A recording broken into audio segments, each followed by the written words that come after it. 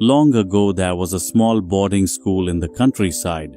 Children lived with their teacher. They woke up early, tended the garden, carried firewood, cleaned the classrooms, and learned their lessons. Life was simple, but full of learning. Among the children was a boy named Eli. Eli was cheerful and kind, but he struggled with studies. Reading letters, understanding words, and remembering lessons felt impossible for him. No matter how hard he tried, nothing seemed to stick. The teacher noticed Eli's struggle and tried to help.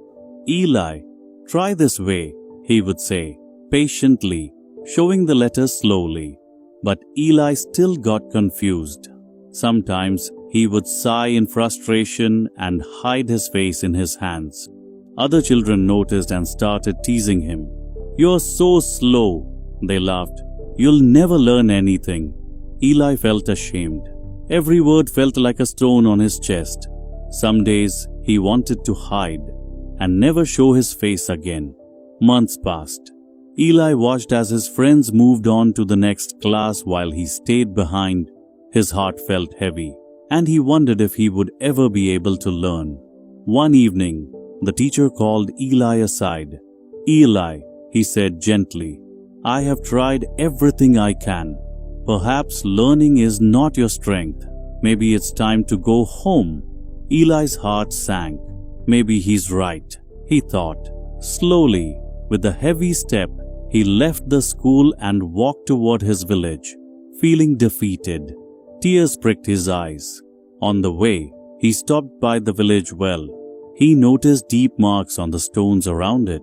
Curious, he asked an elderly woman nearby, "How did these marks appear on such hard stones? Did someone carve them?" The woman smiled kindly. "No, Eli.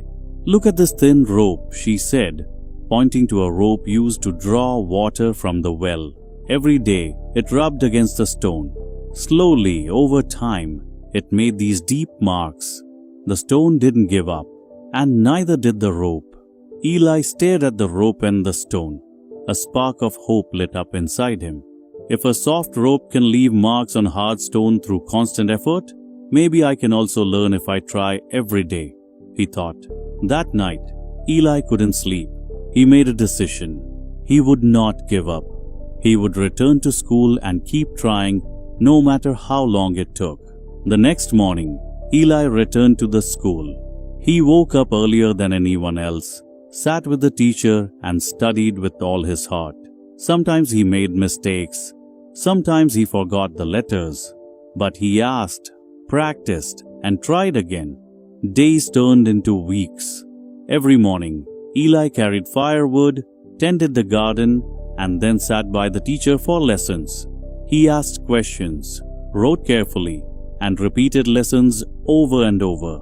Slowly, small pieces started to make sense. He could read a word, then a sentence, then a short story. His classmates watched in surprise. The boy who was once slow and clumsy was now persistent and focused. Some of them tried to help him, and others began to admire his determination.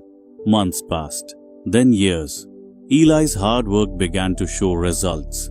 He could read and write well, remember lessons, and solve difficult problems. The boy who was once laughed at became confident and respected. Eventually, Eli grew into a wise and knowledgeable young man.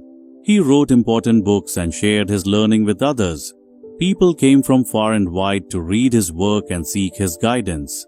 Eli never forgot the lesson of the rope and the stone. It taught him that consistent effort, patience, and determination can overcome even the hardest obstacles. Moral of the story: nothing is impossible with practice. No matter how difficult something seems, if you keep trying every day, you will succeed. Even the smallest effort, repeated consistently, can make a lasting mark.